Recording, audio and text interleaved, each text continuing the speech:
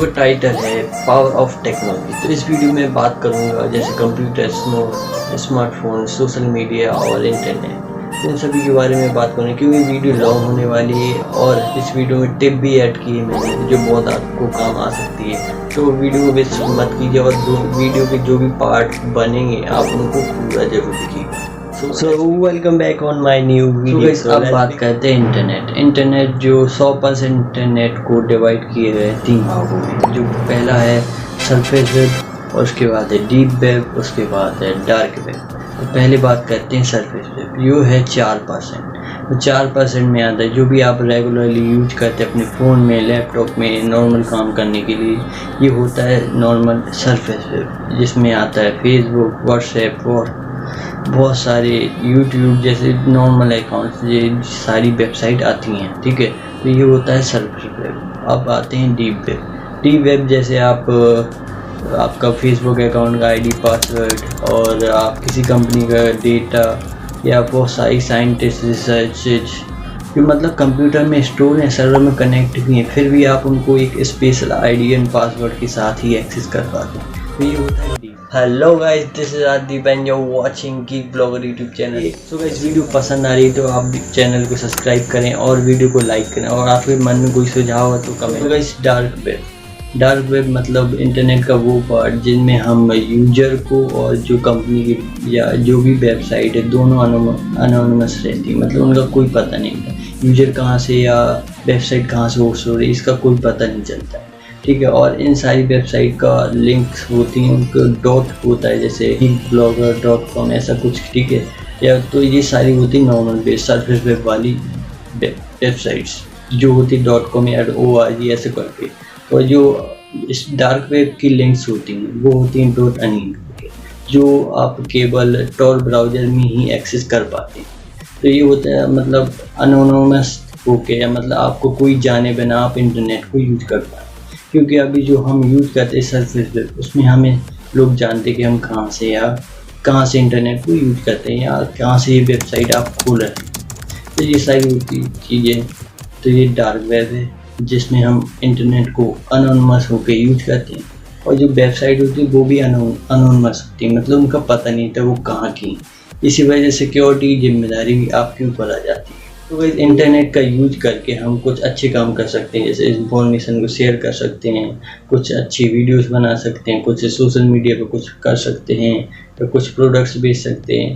जो सारा काम होगा वो लीगली काम होगा, और जो भी आप काम करेंगे आपका पता होगा कंपनी के आप कहाँ से हैं, या उस जो ISP है आपको इंटरनेट सर्विस प्रोवाइडर उसको पता होगा कि आपने इन्फॉर्मेशन कहाँ से डाली।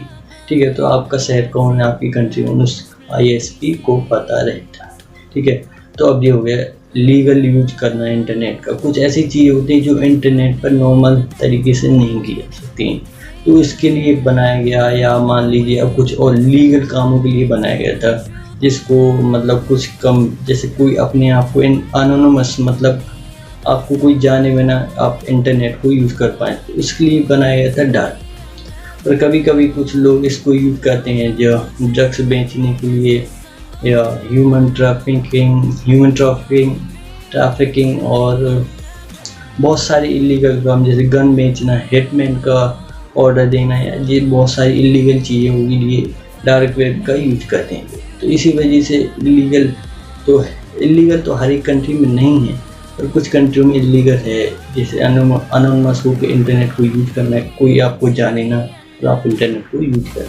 तो ठीक है जी, हो गया डार्क वेब, जिसका कुछ लीगल और इलीगल यूज भी होता है। ठीक है, तो ये हो गया इंटरनेट का पावर, जो आपको एक पावर देता है अच्छी इंफॉर्मेशन शेयर करने का, और आपको पावर ये भी देता है कि आप उसमें कुछ भी शेयर कर सकते हैं। जैसे सरफेस वेब में जो आप लीगल काम कर सकते हैं, इसमें आपको कोई जानता है या आपको सब कोई जानता है। So guys, power of technology. तो जब हम इंटरनेट या किसी भी प्रकार की टेक्नोलॉजी का यूज गलत तरीके से करते हैं तो उसका एक इम्पैक्ट पड़ता है समाज पे या आप पे या बहुत सारी चीज़ों पे। और टेक्नोलॉजी को कुछ अच्छे तरीके से यूज करते हैं। ठीक है, जैसे हो गया नॉर्मल सरफेस वेब और डार्क वेब, इसमें लीगल दोनों में, इलीगल और लीगल दोनों में है। इसको कुछ डार्क वेब को कंट्रोल नहीं किया जा सकता और सरफेस वेब को कंट्रोल किया जा सकता है। ठीक है, तो ये सारी चीज़ें होती है मतलब पावर। तो आज की इस वीडियो के लिए टिप आपके लिए यही है कि कभी भी आप इंटरनेट या टीवी या मोबाइल या सोशल मीडिया से किसी भी प्रकार का ऐड देखकर किसी भी प्रोडक्ट को बिल्कुल मत खरीदिए, या जो भी आपको प्रोडक्ट खरीदना है उसका रिव्यू पढ़िए, या उस रेंज में जो भी आपका बजट है उस रेंज में आप चेक करिए। किसी यूट्यूबर ने वीडियो तो नहीं बनाई कि उस रेंज में वो प्रोडक्ट पे कोई अच्छा प्रोडक्ट तो नहीं मिल सकता हमें। तो कभी भी आप इंटरनेट या किसी प्रकार के एडवर्टाइज को देखकर या किसी भी हाईलाइटेड फीचर को देखकर उस प्रोडक्ट को बिल्कुल मत खरीदिए, क्योंकि शायद मार्केट में उससे अच्छे भी प्रोडक्ट अवेलेबल हो, क्योंकि आपने वो टीवी या इंटरनेट पर सर्कुलेट हो रहे थे, आप शायद सोचे कि ये फ़ोन बहुत अच्छा है। तो कभी भी ऐसा मत कीजिएगा। जो भी आपको प्रोडक्ट ख़रीदना है तो उसको पहले उस बजट को चेक करिए, जो आपका बजट, उस बजट को यूट्यूब पर या कहीं भी डालकर जो भी आपका प्रोडक्ट, उस प्रोडक्ट के रिलेटेड इन्फॉर्मेशन लीजिए, और जो भी आपका बजट उसी अंदाजे पर आप प्रोडक्ट को सर्च कर सकते हैं। क्या पता आपको उससे अच्छा प्रोडक्ट मिल जाए, और शायद जो प्राइस उस वेबसाइट में जो दूसरी वेबसाइट में उसमें प्राइस थोड़ा कम भी हो सकता है। तो यह टिप, तो कभी भी आप एडवर्टाइज देखकर या कुछ हाईलाइटेड फीचर देखकर कोई भी प्रोडक्ट को बिल्कुल भी ना खरीदें।